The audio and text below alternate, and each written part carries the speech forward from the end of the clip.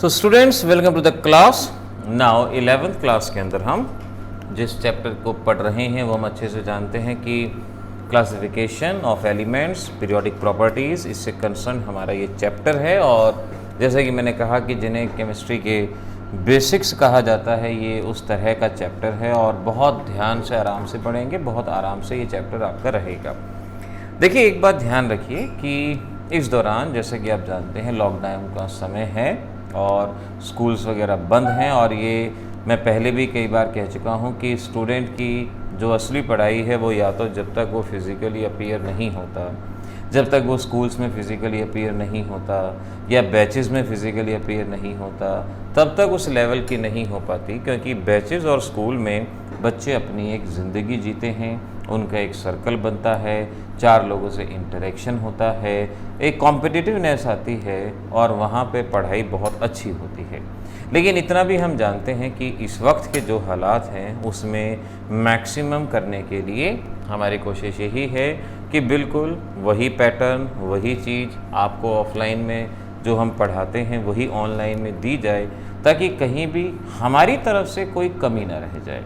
अब आपकी ये जिम्मेदारी बनती है कि आप इन चीज़ को जब एक बार पढ़ लें तो भूलें नहीं, और लगता है कि जहाँ भूल गए तो वहीं पर जाएं, प्लेलिस्ट देखें। इन चैप्टर की प्लेलिस्ट हैं क्लास 11th के लिए, online class 11th 2020-2021, online class 11th 2020-2021। इसमें 11th के इस नए सेशन के सभी वीडियो कंपाइल्ड हैं। जहाँ भी कुछ भूलते हैं वहाँ पर आप इन वीडियोस को ज़रूर देखें। आप में से जो भी बच्चा टेस्ट में अपीयर होना चाहे, वैसे तो हमने फर्स्ट चैप्टर का टेस्ट भी व्हाट्सएप पे भेजा था और अब आने वाले कुछ दिनों में एटॉमिक स्ट्रक्चर का टेस्ट भी आपको व्हाट्सएप पे भेजने वाले हैं। लेकिन अगर किसी बच्चे को लगता है कि उसको रीटेस्ट देना है या और जल्दी टेस्ट देना है तो बेशक से वो कॉल करे 9416388045 पे और उसके व्हाट्सएप पे टेस्ट भेजा जाएगा। क्योंकि ये वो वक्त है जहाँ पर आपके किए हुए एफर्ट्स आप ही के काम आएंगे। तो इसीलिए इस वक्त का जो भी मैक्सिमम बेनिफिट हो सकता है उसको उठाने की कोशिश। और उम्मीद है जैसे कि आगे नीट के एग्ज़ाम की डेट आई हैं, बोर्ड एग्ज़ाम की डेट आई हैं, तो जल्दी ही स्कूल्स भी ओपन हो जाएंगे, सोशल डिस्टेंसिंग के साथ ही ओपन होंगे। ये बात भी उतनी ही सच है। मुंबई में भी जैसे ये हो रहा था कि 15 जून से कोशिश करो, छत्तीसगढ़ में 1 जुलाई से खोल रहे हैं। तो अब ये मान लो कि आगे आने वाला समय अब बेटर ही बेटर आता जाना है। तो जितना भी हमारे पास अब वक्त बचा है उस वक्त में मैक्सिमम रिवीजन की कोशिश की जाएगी। हमने आपको प्रीवियस लेक्चर के अंदर ये सिखाया था कि किसी भी एलिमेंट की पीरियोडिक टेबल में क्या पोजीशन है और ये किस तरह से मालूम पड़ती है। एस ब्लॉक में है, पी ब्लॉक में, डी ब्लॉक में, कौन से ग्रुप में, कौन से पीरियड में, और सभी एक्सेप्शन से लेके ट्रिक्स आपको बता दी थी। और टॉपिक शुरू किया था एटॉमिक साइज़ का। अब उस एटॉमिक साइज़ के टॉपिक में हम डीप में जाते हैं और जिस भी तरह की प्रॉब्लम्स आपसे पूछी जा सकती हैं उन प्रॉब्लम्स को डिस्कस करते हैं, उनके बारे में ट्रिक्स जानते हैं और किन बातों को पहले ही आपको पता होना चाहिए। इस लेक्चर में आज हम इन बातों को सीखते हैं। तो एटॉमिक साइज़ के बारे में बताया था। क्वांटम मैकेनिक्स के अकॉर्डिंगली हम ये कहते हैं कि एटम का साइज़ इनफाइनाइट होता है, क्योंकि इलेक्ट्रॉन के मिलने की प्रोबेबिलिटी इनफाइनाइट डिस्टेंस तक होती है, इसीलिए इनफाइनाइट। लेकिन फिर भी एक आकार प्रकार देने के लिए हम एटॉमिक साइज़ को एटॉमिक रेडियाई में मेज़र करते हैं, जो कि metallic radii, covalent radii, van der Waals radii थी। और इन सब में सबसे बड़ा साइज़ किसका था? वंडरवॉल रेडियाई का। जो एलिमेंट बॉन्ड नहीं बनाते उनके लिए हम वंडरवॉल रेडियाई टर्म इस्तेमाल करते हैं, ये हमने बताया था। एटॉमिक साइज़ के लिए हमने आपसे ये कहा था कि एटॉमिक साइज़ में जब भी अरेंज करेंगे directly proportional to number of shells and inversely proportional to atomic number, आप इन बातों को ध्यान में रखेंगे। पीरियोडिक टेबल में क्या ट्रेंड होता है उसके बारे में अभी बात करते हैं। फ़िलहाल हम एक और इम्पॉर्टेंट चीज़ आपको बता दें जहां आपसे गलतियां होती हैं कि atomic size directly proportional to number of shell and inversely proportional to atomic number. पहले आपको नंबर ऑफ शेल देखनी है। अगर नंबर ऑफ शेल बराबर हैं, उनसे फैसला नहीं हो पा रहा, तो आपने एटॉमिक नंबर की तरफ ध्यान देना है। जैसा कि आपसे कहा गया, आपके पास स्कैंडियम है, आपके पास मैग्नीज है, आपके पास जिंक है, पोटाशियम है। आपको इन्हें एटॉमिक साइज के ऑर्डर में अरेंज करना है। एटॉमिक साइज का ऑर्डर क्या होगा? सबसे पहले शेल वाइज ऑर्डर लिखना है। और 95% मैं आपसे ये कह सकता हूँ, आप बच्चे गलती करते हैं जब ये शेल वाइज ऑर्डर लिखने की बात आती है, तो 95% बच्चों का ये ऑर्डर गलत होगा शेल वाइज कॉन्फ़िगरेशन का। अब सीखो इसको किस तरह से लिखते हैं। मैं पहला एग्जाम्पल स्कैंडियम का लेके बताता हूँ। स्कैंडियम में 21 इलेक्ट्रॉन है। कॉन्फ़िगरेशन लिखना तो हम पिछले चैप्टर एटॉमिक स्ट्रक्चर में सीख ही चुके हैं। 21 का कॉन्फ़िगरेशन क्या था? 1s2 2s2 2p6, 3s2 3p6, 4s2 3d1। अफबव के विद रिस्पेक्ट यही कॉन्फ़िगरेशन लिखा जाता है, अफबव के विद रिस्पेक्ट। अगर आप सही मेथड नहीं जानते, आप पता है क्या लिखेंगे? आप इसका कॉन्फ़िगरेशन लिखेंगे 2883, आप ये कॉन्फ़िगरेशन लिखेंगे, लेकिन ये कॉन्फ़िगरेशन गलत है। हो सकता है आप में से कुछ बच्चों ने सही लिखा हो, लेकिन ये कॉन्फ़िगरेशन कम से कम नहीं हो सकता, इस बात को समझना। तो सही कैसे लिखेंगे? जो भी एलिमेंट दिया जाए, पहले उसका अफबव कॉन्फ़िगरेशन। अब इसको आपने अरेंज करना है अपने हिसाब से। लिखना पहले अफबव है, फिर अरेंज करना। अरेंज कैसे करना है? देखो, जिसके आगे 1 है ये फर्स्ट शेल, हमने लिखा 1, कॉमा लगा दिया, 1 कॉमा। फिर जिसके आगे 2 है, 2 इसके आगे भी है, इसके आगे भी है, तो ये 2s2 2p6। इसका मतलब हुआ ये फर्स्ट ऑर्बिट और ये सेकेंड ऑर्बिट। और अब 3 थर्ड ऑर्बिट। 3 देखो इसके आगे है 3s2 3p6, और 3 उसके आगे भी है 3d1 4s2। First shell, second shell, third shell, fourth shell. First shell में कितने इलेक्ट्रॉन? 2। सेकेंड शेल में कितने? 8। थर्ड शेल में कितने? 9। और फोर्थ शेल में कितने? 2। तो इसका कॉन्फ़िगरेशन 2883 नहीं होगा, इसका कॉन्फ़िगरेशन 2892 होगा। तो स्कैंडियम का कॉन्फ़िगरेशन 2892 ये लिखा जाएगा। अब आप चेक कर लो कि आपने सही लिखा है या नहीं लिखा। ऐसे ही अगला एलिमेंट है मैग्नीज 25। मैग्नीज 25 को जब आप लिखेंगे अफबव के विद रिस्पेक्ट, ये आएगा 4s2 3d5, ये कॉन्फ़िगरेशन बनेगा 4s2 3d5। फिर आप इसको अरेंज करेंगे, और जब आप अरेंज करेंगे 3d5 यहाँ आएगा। अब ज़रा काउंट कर लो कितने इलेक्ट्रॉन आ गए। पहली शेल, दूसरी शेल, और 6 2 8 और 5 13, 13 2 8 13 2, यानी मैग्नीज का कॉन्फ़िगरेशन 28 13 2। यहाँ बच्चे अक्सर गलती करते हैं।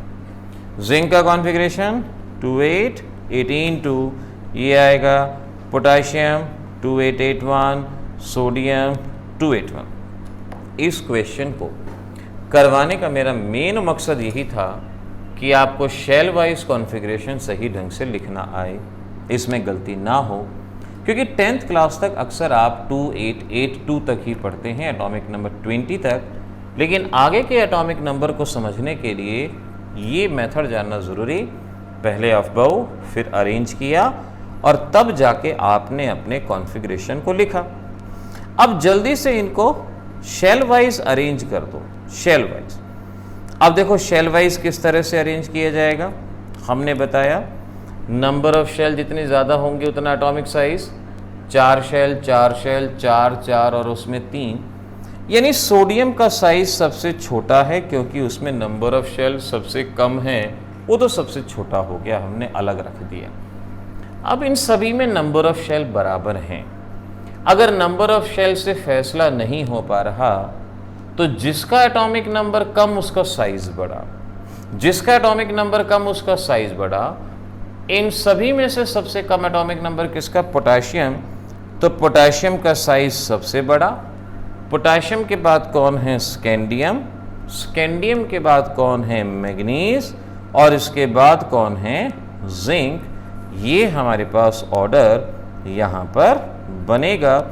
इस तरह से आपने साइज के ऑर्डर में एलिमेंट को अरेंज करके देखना है, आपका जवाब बनना चाहिए, ये समझ लेना। मैं एक और क्वेश्चन देता हूँ, क्योंकि इस तरह की प्रॉब्लम्स आपको एग्जाम में अक्सर परेशान करती हैं। Correct order of size, correct order of size आपको बताना है। आपके पास element x, element y, element o, element be, ये given. Order number a y be x o, ये given. Order number b y o x be, ये given. b थोड़ा ठीक ढंग से लिखा जाएगा।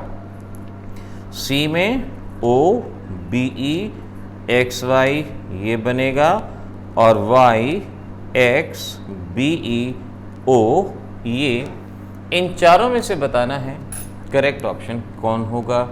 एग्ज़ाम के क्वेश्चन हैं, आपको ऑर्डर बताना चाहिए। सिमिलर पैटर्न इसी बात को दिमाग में रखते हुए, तो आपको पहले शेल वाइज कॉन्फ़िगरेशन, एक्स आपके पास 281 बन गया, वाई आपके पास है 192881 बन गया, ऑक्सीजन 26 बन गया, उसके अलावा बेरिलियम ये 22 बन गया। इस तरह से तो हम देख सकते हैं नंबर ऑफ शेल वाई में ज़्यादा हैं, तो वाई का साइज सबसे बड़ा हो गया क्योंकि उसमें नंबर ऑफ शेल ज़्यादा हैं, इसको हटा दो। वाई के बाद एक्स में नंबर ऑफ शेल हैं, वाई के बाद एक्स। वैसे तो अगर इतना कर लिया, यहाँ से ऑप्शन देखो कि y ग्रेटर देन x कहीं कहाँ पर आ रहा है, यहाँ। वैसे तो इतना करते ही हमें मालूम पड़ता है कि हमारा ऑप्शन नंबर डी करेक्ट हो जाएगा। फिर भी आगे बढ़ना चाहो, दोनों में नंबर ऑफ शेल बराबर हैं, शेल अगर बराबर हैं तो जिसका एटॉमिक नंबर कम उसका साइज़ बड़ा, बेरिलियम का एटॉमिक नंबर कम, और फिर ऑक्सीजन, तो हमारा ये ऑर्डर बनेगा।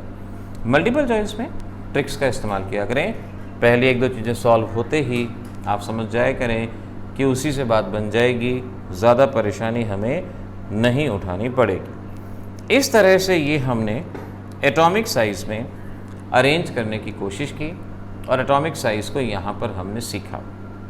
अब फर्दर आगे बढ़ो, आपसे क्वेश्चन पूछते हैं, why the size of cation is smaller than neutral atom, is smaller than neutral atom। Cation का साइज न्यूट्रल एटम से स्मॉल होता है। आखिर क्यों होता है, ये आपसे पूछा गया कि कैटायन का साइज न्यूट्रल से स्मॉल क्यों। जैसे एक आपके पास सोडियम है और एक सोडियम का कैटायन है। अब सोडियम का एटॉमिक नंबर 11 होता है, जो एटॉमिक नंबर इसका होगा वही एटॉमिक नंबर उसका होगा। अब फर्क देखो क्या है, सोडियम 1123 यानी सोडियम के न्यूक्लियस के अंदर प्रोटॉन होते हैं 11, एटॉमिक नंबर 11 है यानी प्रोटॉन 11 है, और इसके बाहर नंबर ऑफ इलेक्ट्रॉन भी 11 होते हैं 2, और इस तरह से मैं बल्कि इसको थोड़ा सा स्मॉल बना दूं, ये काफ़ी बड़ा यहाँ पर बन रहा है। ये इसका न्यूक्लियस है, ये फर्स्ट शेल, सेकंड शेल और ये थर्ड शेल।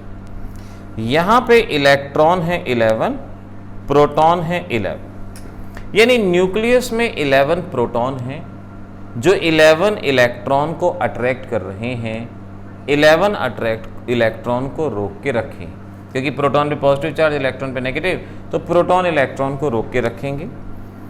अब सोडियम में से एक इलेक्ट्रॉन चला जाता है, ध्यान रखो सोडियम का इलेक्ट्रॉनिक कॉन्फ़िगरेशन क्या होता है, 281 होता है।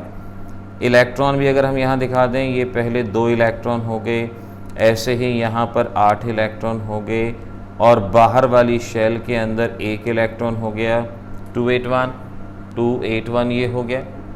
अब इसमें से 1 इलेक्ट्रॉन जाएगा और कैटायन बचेगा, यानी ये इलेक्ट्रॉन चला जाएगा, तो आपके पास क्या बचेगा, पहली शेल, दूसरी शेल, क्योंकि पहली शेल और दूसरी शेल बची है आपके पास और एक इलेक्ट्रॉन आपका बाहर जा चुका है, तो इसके पास नंबर ऑफ इलेक्ट्रॉन 10 बचे, कॉन्फ़िगरेशन 2-8। प्रोटॉन पहले भी 11 थे, अब भी 11 है। अब आप समझ पाओगे, पहले 11 प्रोटॉन 11 इलेक्ट्रॉन को अट्रैक्ट कर रहे थे, अब 11 प्रोटॉन 10 इलेक्ट्रॉन को अट्रैक्ट कर रहे हैं। एक टीम में 11 प्लेयर हैं, दूसरी टीम में 11 प्लेयर हैं, 11 प्लेयर 11 प्लेयर के साथ भिड़ रहे हैं।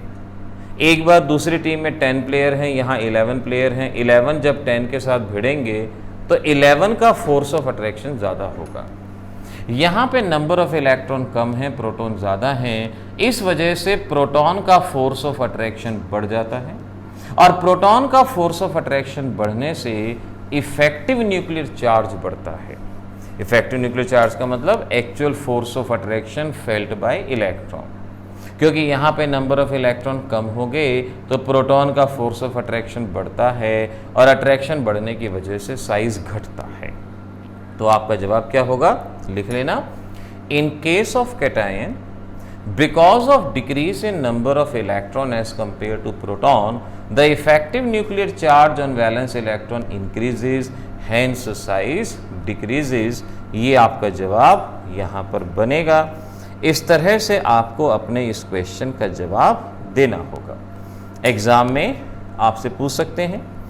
ऐसे ही आपसे एनायन के बारे में सवाल पूछा जाता है, why the size of anion is bigger than neutral atom. Cation का साइज न्यूट्रल एटम से छोटा था, लेकिन एनायन का साइज न्यूट्रल एटम से बड़ा है, आखिर क्यों है? देखो, जैसे मैं बात करता हूँ फ्लोरीन, जो एक इलेक्ट्रॉन गेन करता है F नेगेटिव, एनायन ये न्यूट्रल और वो एनायन। फ्लोरीन के पास इलेक्ट्रॉन कितने हैं? देखो 9, प्रोटॉन कितने हैं? 9 प्रोटॉन 9 इलेक्ट्रॉन को अट्रैक्ट कर रहे हैं। प्रोटॉन पे पॉजिटिव चार्ज, इलेक्ट्रॉन पे नेगेटिव। 9 प्रोटॉन 9 इलेक्ट्रॉन को अट्रैक्ट कर रहे हैं। एक इलेक्ट्रॉन एक्स्ट्रा आ गया, तो यहां पर अब इलेक्ट्रॉन हो गए 10, लेकिन प्रोटॉन उतने ही हैं, प्रोटॉन में कोई बदलाव नहीं है। यहां 9 प्रोटॉन 9 इलेक्ट्रॉन को अट्रैक्ट कर रहे थे, यहां 9 अब 10 इलेक्ट्रॉन को अट्रैक्ट कर रहे हैं। इलेक्ट्रॉन बढ़ जाने की वजह से प्रोटॉन का फोर्स ऑफ अट्रैक्शन घट जाएगा, और प्रोटॉन का अगर फोर्स ऑफ अट्रैक्शन घट जाएगा तो साइज बढ़ जाएगा। खुद सोच के देखो, एक बलून पकड़ा है, अगर उस पर अट्रैक्शन बढ़ाते हो साइज डिक्रीज हुआ, अट्रैक्शन घटाते हो साइज बढ़ गया, क्योंकि नंबर ऑफ प्रोटॉन कम हो गया एज कंपेयर टू इलेक्ट्रॉन, इस वजह से साइज बढ़ गया। तो जवाब क्या होगा? Size of anion is bigger than that of neutral atom because anion possess higher number of electron as compared to neutral atom, hence effective nuclear charge decreases, hence size increases। आपका जवाब इस तरह से यहाँ पर बनेगा। तो देखो, ये एग्जाम में आने वाली प्रॉब्लम्स ही सॉल्व करवा रहा हूँ मैं आपसे।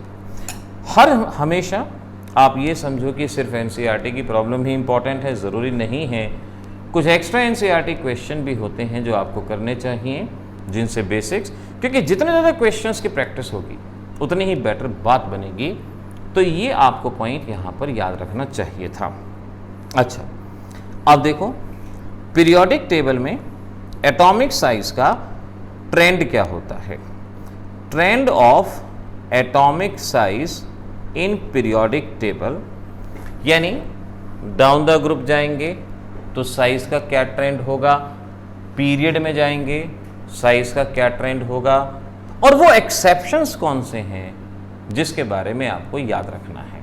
एक्सेप्शंस तो ये समझते हैं। सबसे पहले डाउन द ग्रुप, यानी किसी भी ग्रुप में अगर हम डाउनवर्ड आते हैं, जैसे lithium, sodium, potassium, rubidium, caesium वगैरह, तो डाउन द ग्रुप क्या ट्रेंड रहेगा?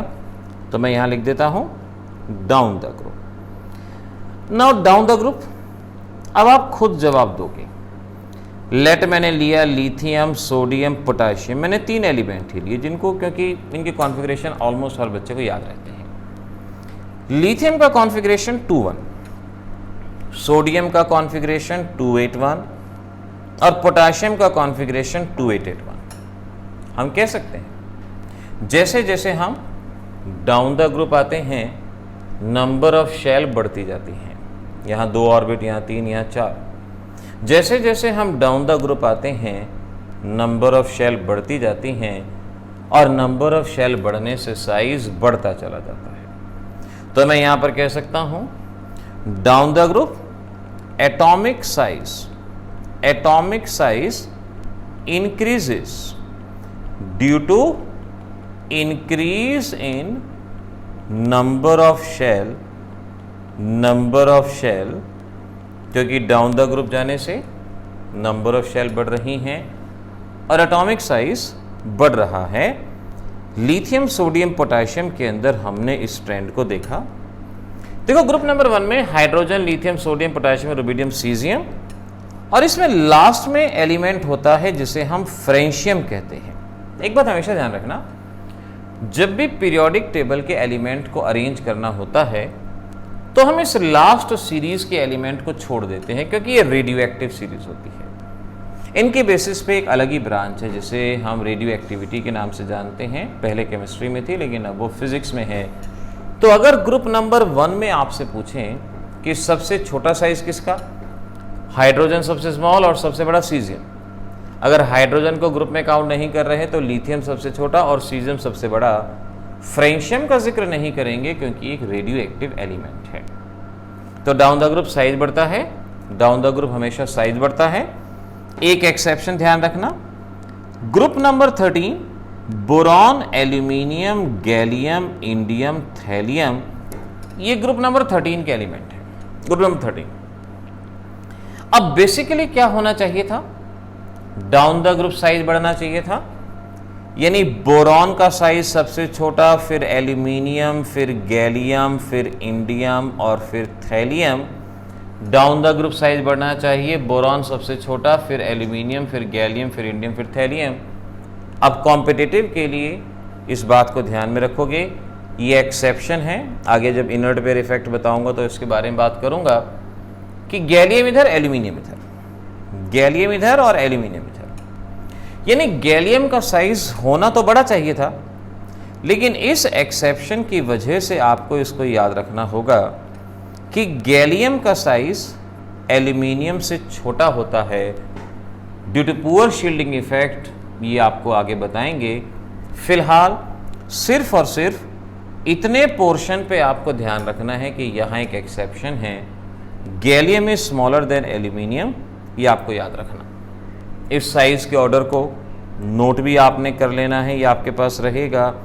Boron, gallium, aluminium, indium, thallium और गैलियम और एल्यूमिनियम एक्सेप्शंस में आएगा, इसको आपने ध्यान रखना। अब बात करते हैं in a period. In a period size किस तरह से वेरी करता है पीरियड में। जैसे मैं सेकेंड पीरियड ले लेता हूं, lithium, beryllium, boron, carbon, nitrogen, oxygen, fluorine, मैं ये ले लेता हूं। सेकेंड पीरियड के एलिमेंट हैं atomic number 3, atomic number 4, atomic number 5, 6, 7, 8, 9। पहला काम शेल वाइज कॉन्फ़िगरेशन, तो ये 2, 1 और यहाँ पर आप लिख दें 2, 2, 2, 3, 2, 4, 2, 5, 2, 6, 2, 7। तो अभी मैंने क्या सिखाया था, atomic number directly proportional to number of shell. यहाँ तो सभी में नंबर ऑफ शेल बराबर हैं, नंबर ऑफ शेल बराबर हैं। अगर नंबर ऑफ शेल बराबर हैं तो क्या बताया था, atomic size is inversely proportional to atomic number, यानी जिसका एटॉमिक नंबर कम है उसका साइज बड़ा। यानी सबसे बड़ा साइज किसका हुआ, लिथियम का, फिर बेरिलियम का, फिर बोरॉन का, फिर कार्बन का, फिर नाइट्रोजन का, फिर ऑक्सीजन का और फिर फ्लोरीन का। जिसका एटॉमिक नंबर कम उसका साइज बड़ा। तो हम इस बात को कहेंगे in a period atomic size decreases. Atomic size decreases, period में जाएंगे तो एटॉमिक साइज कम होगा, डाउन द ग्रुप आएंगे तो एटॉमिक साइज बढ़ेगा। अब एटॉमिक साइज कम क्यों हो रहा है, देखो क्योंकि नंबर ऑफ शेल बराबर है। नंबर ऑफ शेल बराबर है, 2 शेल 2 शेल। लेकिन प्रोटॉन बढ़ रहे हैं। एटॉमिक नंबर प्रोटॉन के बराबर होता है। यहाँ 3 प्रोटॉन हैं जो इलेक्ट्रॉन को अट्रैक्ट कर रहे हैं, वहां 9 प्रोटॉन हैं जो इलेक्ट्रॉन को अट्रैक्ट कर रहे हैं। 9 प्रोटॉन इलेक्ट्रॉन पे ज्यादा फोर्स ऑफ अट्रैक्शन लगाएंगे एज कंपेयर टू 3। वहां पे फोर्स ऑफ अट्रैक्शन ज्यादा होगा, इफेक्टिव न्यूक्लियर चार्ज ज्यादा होगा और साइज छोटा होगा। तो हम ये कहते हैं पीरियड में जाने से एटॉमिक साइज डिक्रीज होता है और इसका रीजन हो गया due to increase in effective nuclear charge, due to increase in effective nuclear charge, ऐसा हम लिखेंगे, due to increase in number of proton लिख सकते हो, या बेटर शब्द है इफेक्टिव न्यूक्लियर चार्ज। इस बात को ध्यान रखेंगे। तो डाउन द ग्रुप साइज बढ़ा, पीरियड में साइज डिक्रीज हुआ और कारण भी है due to effective nuclear charge, वहां नंबर ऑफ शेल। यहां का एक एक्सेप्शन ध्यान रखना, वो मैंने लास्ट लेक्चर में बताया था। जैसे ये ग्रुप नंबर 17 है, ये ग्रुप नंबर 18 है। ग्रुप नंबर 18 बॉन्ड नहीं बनाते आपस में। ग्रुप नंबर 18 बॉन्ड नहीं बनाते और जो बॉन्ड नहीं बनाते उनका साइज वंडरवॉल रेडियाई में मेजर होता है। ग्रुप 17 बॉन्ड बनाते हैं F2 Cl2 Br2 I2 और इनका साइज कोवेलेंट रेडियाई में मेजर होता है। और ये मैंने प्रीवियस लेक्चर में बताया था कि वंडरवॉल रेडियाई कोवेलेंट रेडियाई से बड़ी होती है, यानी ग्रुप 18 का साइज ग्रुप 17 से बड़ा होता है because of van der Waals radii in case of group number 18। तो पीरियड में आपने जो एक्सेप्शन याद रखना है वो ये याद रखना है कि atomic size of group number 17 is smaller than group number 18। ये आपको यहां पर याद रखना।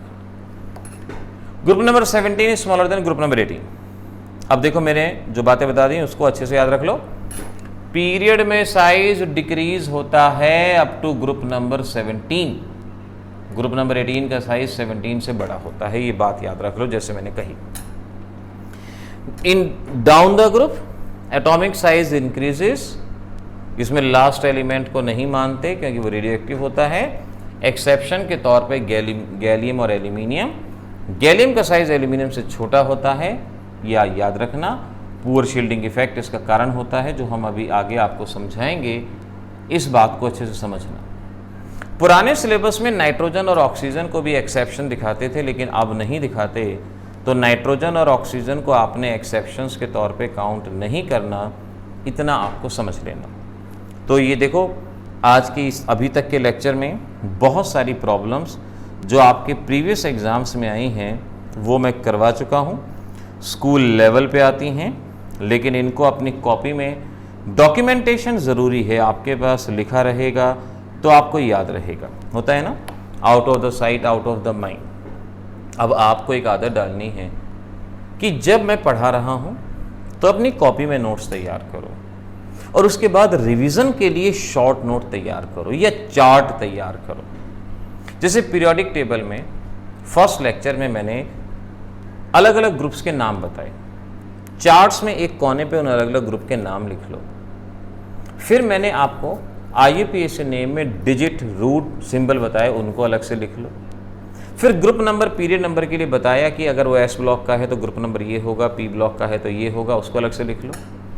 F ब्लॉक के लिए बताया कि वो सारे के सारे ग्रुप नंबर 3 के एलिमेंट होते हैं, वो अलग से लिख लो, वो अलग से लिखा होना चाहिए। पीरियोडिक टेबल के 6th पीरियड में कितने एलिमेंट होते हैं तो मैंने पैटर्न बताया था 2, 8, 8, 18, 18, 32, 32। इसे मैजिक नंबर के नाम से ही पहचाना जाता है, मैजिक नंबर भी कहते हैं, ये याद होना चाहिए। एटॉमिक साइज में लिखा हो, पीरियड में साइज डिक्रीज होता है अप टू ग्रुप नंबर 17 और 18 का साइज बड़ा होता है। Down the group size increase होता है, एक्सेप्शंस वहाँ पे याद रखो। अब स्कूल लेवल के लिए एक मोस्ट इंपॉर्टेंट चीज, अधिकतर स्कूल में क्वेश्चन आएगा ही आएगा, iso electronic species. Iso electronic species question आएगा ही आएगा स्कूल एग्जाम में, इतना आप मान लो। हम कहते हैं दीज आर न्यूट्रल और आयनिक species having same number of electron, same number of electrons. देखो आइसो का मतलब सेम, इलेक्ट्रॉन, स्पीसीज, यानी ये न्यूट्रल एटम भी हो सकते हैं और आयनिक स्पीसीज भी हो सकती हैं जिनमें नंबर ऑफ इलेक्ट्रॉन सेम होंगे। इन्हें आइसो इलेक्ट्रॉनिक स्पीसीज कहा जाता है। जैसे मेरे पास सोडियम +1 और नियॉन है। सोडियम में इलेक्ट्रॉन 11 होते हैं, लेकिन सोडियम +1 में एक इलेक्ट्रॉन चला गया तो इलेक्ट्रॉन कितने बचे? 10। नियॉन में कितने होते हैं? 10। तो न्यूट्रल एटम और ionic species having equal number of electron, इसे आइसो इलेक्ट्रॉनिक स्पीसीज। एग्जाम में पजल करने के लिए आपको आइसो इलेक्ट्रॉनिक आयन की डेफिनेशन पूछ लेते हैं। अब सीधी सी बात है, अगर आयन है तो न्यूट्रल नहीं होगा, न्यूट्रल नहीं होगा। तो हम कहेंगे दीज आर कैटायन और anion having same number of electron, same number of electron. कि एक कैटायन है या एनायन है, न्यूट्रल नहीं है, जिनमें नंबर ऑफ इलेक्ट्रॉन सेम है। जैसे सोडियम +1, मैग्नीशियम +2। सोडियम में 11 इलेक्ट्रॉन होते हैं, एक चला गया तो इलेक्ट्रॉन बचे 10। मैग्नीशियम में 12 होते हैं, 2 चले गए तो 10। तो ये ionic species having equal number of electron, तो इसे आइसो इलेक्ट्रॉनिक स्पीसीज का नाम यहां पर दिया गया, कहा गया।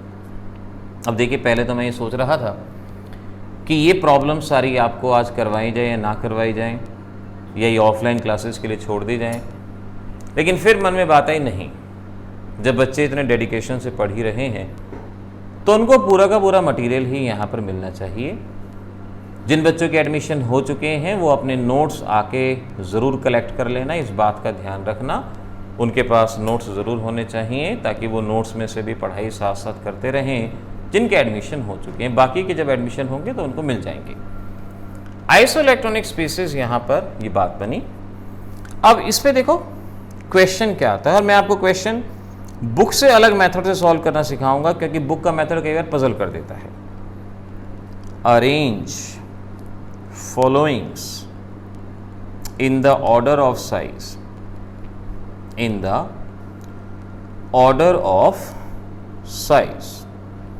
Arrange followings in the order of size, और इसमें हमारे पास है जैसे sodium +1, magnesium +2, aluminium +3, O-2, nitrogen -3। हमें इनको साइज के ऑर्डर में अरेंज करना है। एटॉमिक नंबर सोडियम 11, मैग्नीशियम 12, 13 और 8 और ये 7। अब आप देखो हमारी बुक में यहाँ E/P ये इफेक्टिव न्यूक्लियर चार्ज बना के इसको सॉल्व किया जाता है। अलग अलग फार्मूले याद ही नहीं करने, आपको तो सीधा यही बात याद रखनी है जो मैंने बताई थी, atomic size directly proportional to number of shells. अगर शेल्स बराबर हैं तो इनवर्सली टू एटॉमिक नंबर। इसी बात को रटना है और इसी से क्वेश्चन सॉल्व होंगे। देखो कैसे, अब इनमें देखो कितने इलेक्ट्रॉन हैं और कितने प्रोटॉन हैं। देखो इलेक्ट्रॉन ही देख लो, चलो इलेक्ट्रॉन से बात बन जाएगी, वही देख लो, वही बहुत है। सोडियम में 11 इलेक्ट्रॉन होते हैं, एक इलेक्ट्रॉन चला गया तो कितने बचे? 10। 10 है तो कॉन्फ़िगरेशन क्या है? 2-8। मैग्नीशियम में 12 इलेक्ट्रॉन होते हैं, 2 चले गए तो कितने बचे? 10। कॉन्फ़िगरेशन क्या है? 2-8। एल्यूमिनियम में 13 इलेक्ट्रॉन होते हैं, 3 चले गए, 3 गए तो आपके पास कितने बचे? आपके बचे 10। कॉन्फ़िगरेशन 2-8। ऑक्सीजन में 8 होते हैं, एनायन है यानी 2 एक्स्ट्रा आ गए, 10 यानी 2-8। नाइट्रोजन में 7 होते हैं, 3 एक्स्ट्रा आ गए, 10 यानी 2-8। तो यहाँ से अब आप देख सकते हो कि इन सभी में नंबर ऑफ इलेक्ट्रॉन बराबर हैं, यानी ये आइसो इलेक्ट्रॉनिक स्पीसीज है। और मैंने कहा कि हम शुरू से ऐसा मेथड बता रहे हैं कि जिसमें आपको आइसो इलेक्ट्रॉनिक स्पीसीज अलग से जाने की जरूरत नहीं है, साइज के लिए अपने आप हो जाएगा। Atomic size is directly proportional to number of shell. Number of shell तो इन सभी में बराबर हैं, आइडेंटिकल हैं। अगर नंबर ऑफ शेल बराबर हैं तो क्या देखोगे? Atomic number. जिसका एटॉमिक नंबर कम उसका साइज बड़ा, जिसका एटॉमिक नंबर कम उसका साइज बड़ा। किसका एटॉमिक नंबर कम है, काउंट करो जल्दी से, नाइट्रोजन का। तो हम कहेंगे कि N-3 सबसे बड़ा। फिर किसका एटॉमिक नंबर है, O-2। फिर किसका एटॉमिक नंबर है, दिस इज सोडियम +1। फिर कौन है हमारे पास, मैग्नीशियम +2। और फिर कौन है, एल्यूमिनियम +3। अब कॉम्पिटिटिव में ये क्वेश्चन आ जाता है कि बताओ इनमें से बड़ा कौन है, छोटा कौन है। तो बच्चे कई बार ये सोचते हैं कि एनायन हमेशा बड़ा होता है। एनायन उसी एटम का बड़ा होता है, उसी एलिमेंट का, हर एलिमेंट का नहीं। तो हमारे यहाँ सोडियम, आपके पास नाइट्रोजन है, एल्यूमिनियम है। तो इस तरह से आपको ये अरेंज करना आना चाहिए। अब आप इस चैप्टर में ही नहीं बल्कि पूरी इनऑर्गेनिक केमिस्ट्री में एस और पी ब्लॉक में एटॉमिक साइज की हर प्रॉब्लम को जान चुके हो। हर प्रॉब्लम आपको अच्छे से आ चुकी है। अब आपकी इसमें कहीं भी, चाहे आप नीट की तैयारी करो चाहे जेईई की तैयारी करो, आपकी कोई गलती नहीं होगी। हमारे टॉपिक यहाँ पर फिनिश होगा। अगला टॉपिक आयनाइजेशन एनर्जी का होगा, अगली क्लास में उसको पढ़ा जाएगा, बात करेंगे आप अगली क्लास के अंदर। आयनाइजेशन एनर्जी को अच्छे से करने के लिए एटॉमिक साइज आना चाहिए। तो इस टॉपिक को अच्छे से याद कीजिएगा। मिलेंगे अगली क्लास में। All the best.